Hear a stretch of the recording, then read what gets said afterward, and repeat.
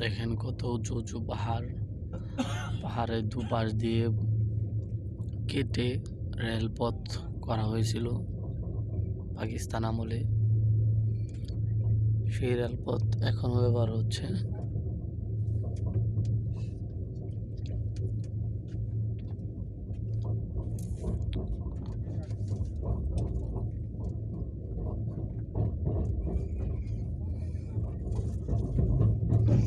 দূর থেকে দূর দূরান্তে যতটুকু দৃষ্টি যায় ততটুকুই দেখা যাচ্ছে শুধু আবাদি জমি আর আবাদি জমি। দেখতে পাচ্ছেন দর্শক, এখানে কোনো ঘর বাড়ি নেই। আসলে হাওড়া থেকে দিল্লি পর্যন্ত প্রায় 1530 কিলোমিটার।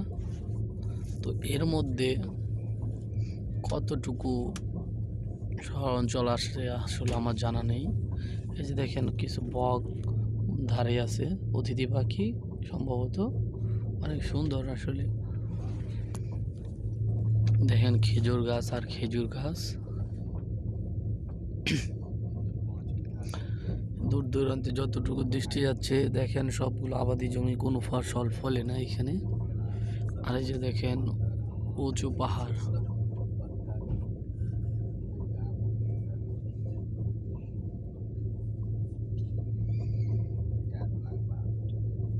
আসলে আমাদের বাংলাদেশে পাহাড় আছে কিন্তু তেমন পাহাড় নেই বললেই চলে। এখানে কয়েকটা পাহাড় আছে।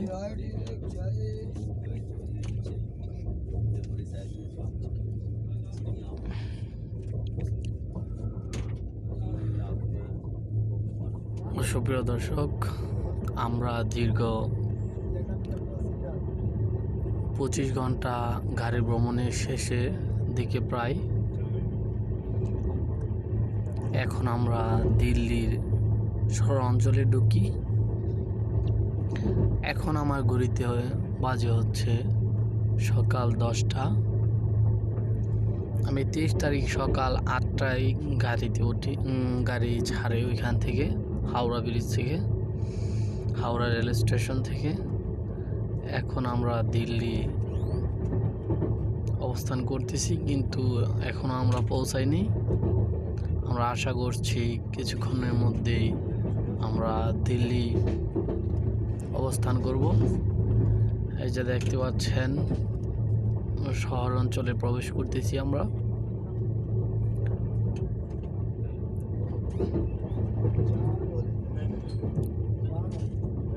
এই যে উঁচু উঁচু দালানকোঠা দেখা যাচ্ছে দিল্লি শহরের। আমরা শহরে ঢুকতেছি।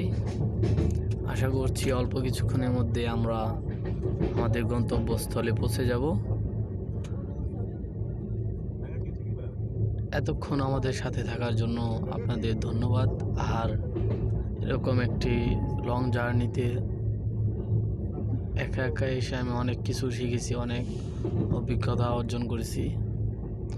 আশা করছি আপনারাও এরকম বিভিন্ন জার্নির মধ্যে বিভিন্ন কিছু তথ্য বিনোদন পেয়ে থাকবেন। এই যে দেখেন এটা হচ্ছে দিল্লি শহর। এই যে কিছু বস্তির মতো ঘর দেখা যাচ্ছে। আসলে এগুলো কি কিছুই আমি বলতে পারি না, যেহেতু এই শহরে আমি নতুন।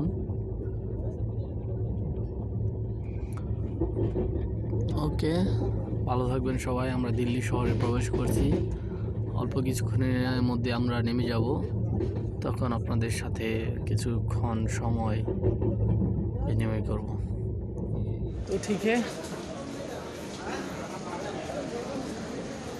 मैं रॉन्ग रूट पे आ गया। मैं उस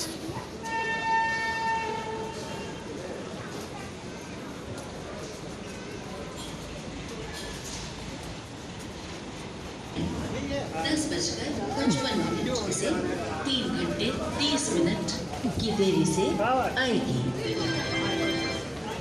May I have your attention please? 1, 2, 8, विशाल बड़ो area is reported running late by 3 hours 30 minutes from its scheduled time 10 hours 55 minutes. The inconvenience caused is still limited.